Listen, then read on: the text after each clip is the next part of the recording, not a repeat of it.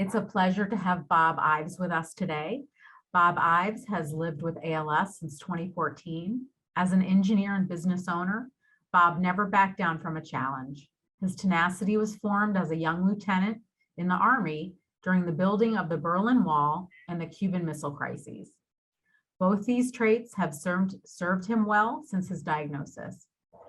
Bob and his wife, Mary, are active in our Chicago support group and are dedicated donors to the Foundation's research and support services programs. Bob is joining us today to tell us a little bit about his relationship with the VA and how that relationship benefited him directly as a veteran living with ALS. So Bob, tell me a little bit about your relationship with the VA and how it started. Thank you, Nicole. Actually, my service time was back in the early 60s as part of the way I worked my way through college.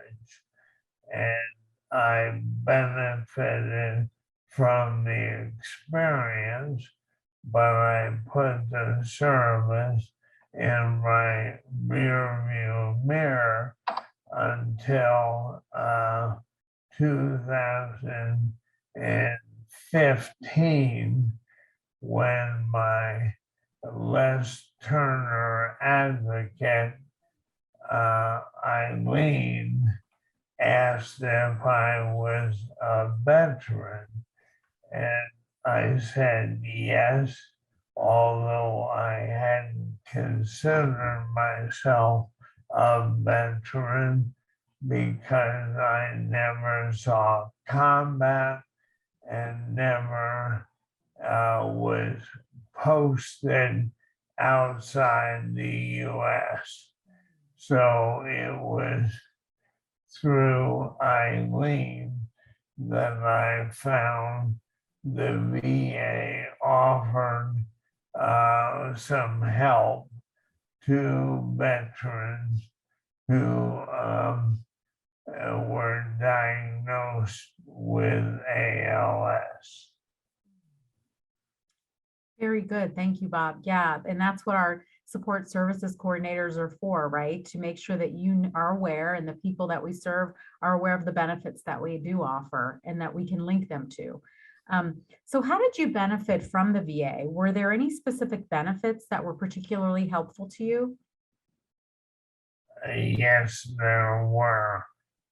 First of all, as you've heard, Dr. Kamarnberg, or Dr. K to us regulars, has put together a very competent staff to work with ALS folks during our quarterly clinics.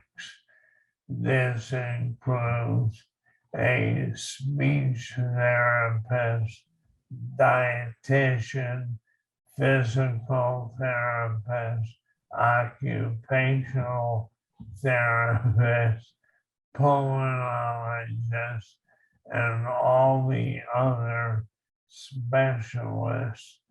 And obviously, since the program is federally funded, there is an economic benefit in that they can provide medications and other devices to make the ALS journey a little more comfortable for the PAL.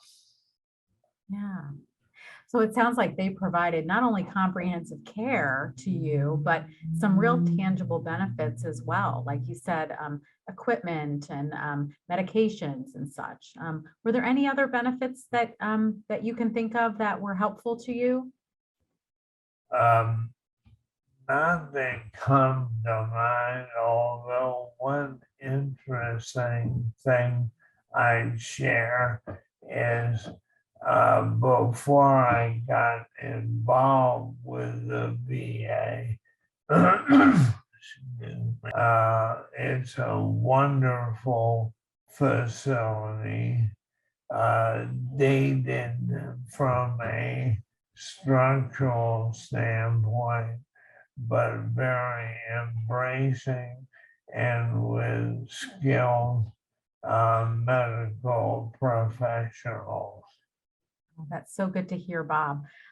So what advice would you offer someone who's newly diagnosed with ALS, who is also a veteran?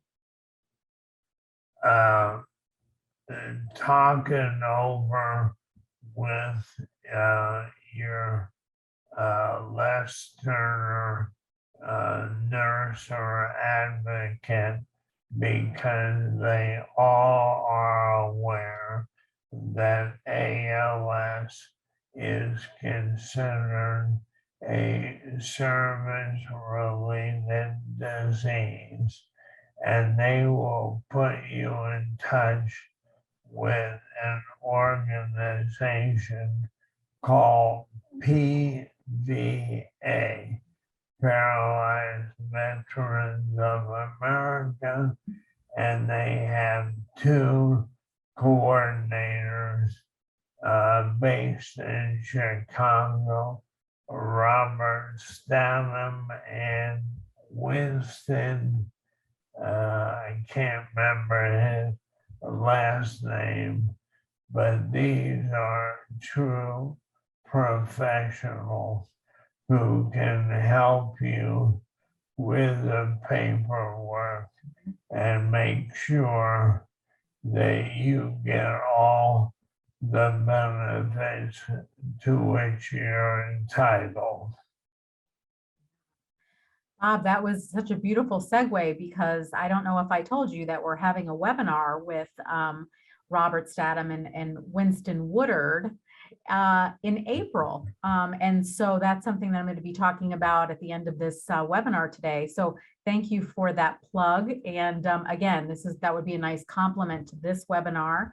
So we hope people will join us. And we are grateful for you, Bob, and just sharing your story and how your relationship with the VA and has benefited you, and the different services that have benefited you through the VA. So Bob, thank you. And we appreciate your contribution to the ALS community very much. My pleasure. Thank you.